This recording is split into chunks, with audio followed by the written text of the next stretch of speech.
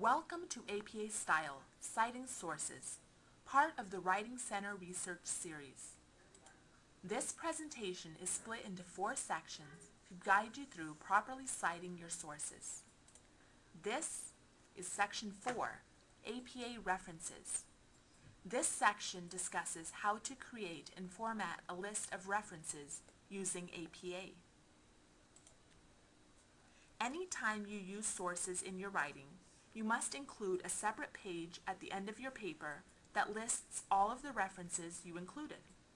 Remember, if you include information from a source in your paper in the in-text citations, the source must be listed on the references page, and vice versa. The references page must be a new page. Do not list the references right after the last paragraph of your paper.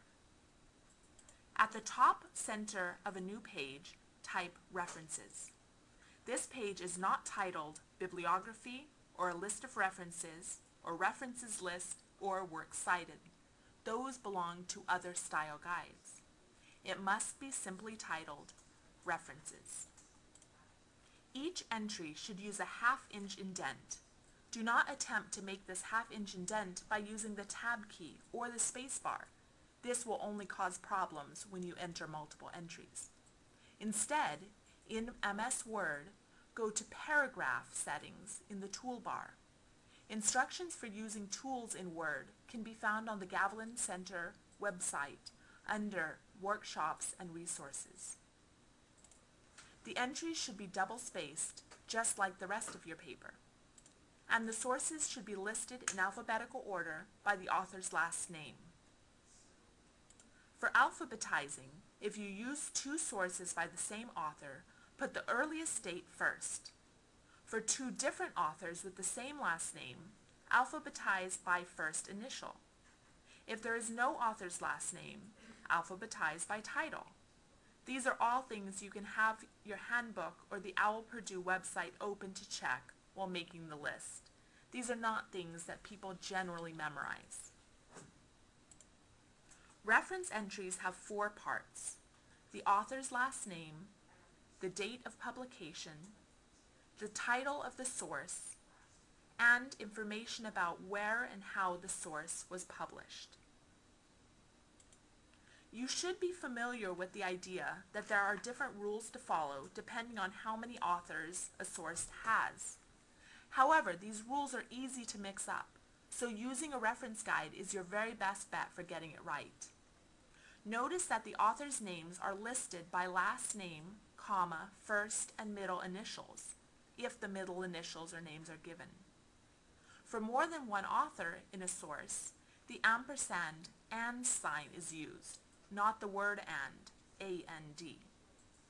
Notice also how you can use a group's name if there is no individual author, or the title of the article if there is no author at all. This is very similar to how you use the author's names in the in-text citations covered in Section 3. What publication information you include in the reference list also depends on the type of source. For books or journal articles, you include the year only. For magazines or newspapers or other periodicals that are published more often, you use as much date information as is given. And if there is no date, you use the N period, D period we use in the in-text citations. And again, ask to make sure your teacher allows you to use sources that have no date listed. Titles in reference lists can be tricky. For articles, chapters, and books, you use sentence case capitalization, meaning you only capitalize the letters you would capitalize in a regular sentence: proper nouns, names, and the first letter of the sentence. The difference is that you also italicize book titles, and you don't italicize article and chapter titles. For the titles of periodicals, you capitalize all important words and italicize them. As you're probably noticing, these aren't rules you need to memorize, and they're easy to get mixed up. Just know where to look them up when you need them. Publication information gets even pickier. You must pay careful attention to where punctuation goes and what information goes in what order. Instead of going through each, I'll give one example. When you use journal articles, which is very common, you'll notice that you use a volume and an issue number from the journal. You'll see that the volume number goes first and is italicized. There is no space, and then the issue number, not italicized, follows in parentheses. Again, look at this presentation or other examples when you are ready to make your references page. Okay, let's look at some examples. A book is the easiest citation. It's short and it has the least amount of information to include. You have author's name, year of publication, the title of the work italicized, and the location. Websites, which some teachers won't allow, so again, make sure to ask your instructor, get more complicated, requiring the phrase retrieved from and the URL at the end. Newspaper articles have slightly different formats depending on whether you read them online or in print, but the basic information, as you can see, is the same. Journal articles, by far the most common source you'll be asked to find and use, often contain the most information, but are also the easiest, besides books, to find the information for. They also include something called a DOI, or Digital Object Identifier, which is a permanent link to the article that won't break like some links to websites do. When you go to the library database and find an article, you'll see this kind of information.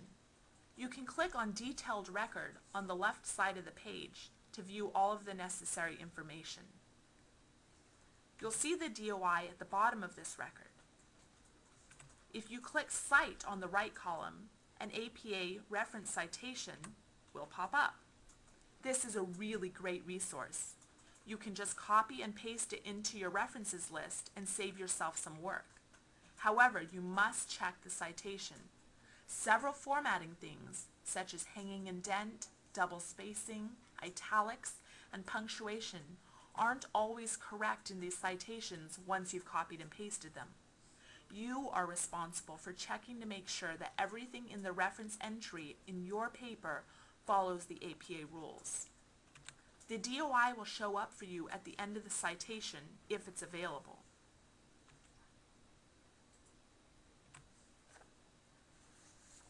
If no DOI is available, you must include the retrieved from phrase and the URL of the database where you found the article. These two sample entries show the options for a properly formatted reference entry. So let's practice. Here's a detailed record for a source we found on the library database. Pause this video and use it to create a reference entry for this source. The format for citing an academic journal article in your references list is found at the very top of this page here. You have the author's last name, the and sign, again, if there are more than one author. So use this. Okay, your reference entry should look like this. Bickle, comma, W period, K period, space, parentheses, 2012, parentheses, period, space, capitalized the, lowercase for the rest of the sentence, emerging new science of psychology, period, italicized, capitalized addiction, comma, italicized 107, not italicized, parentheses 10, parentheses, comma, 1738, hyphen 1739, notice no P or PP in front of that, period, and then the DOI. When you have questions about formatting in-text citations or references in APA, you can use writer's handbooks such as Rules of Thumb and Diana Hacker's A Writer's Reference, or websites such as OWL Purdue, the Gavilan College Library, or the Gavilan College Writing Center web pages. You can also come into the Writing Center, located in the library building, for one-on-one help with all stages of the research, writing, and revision processes.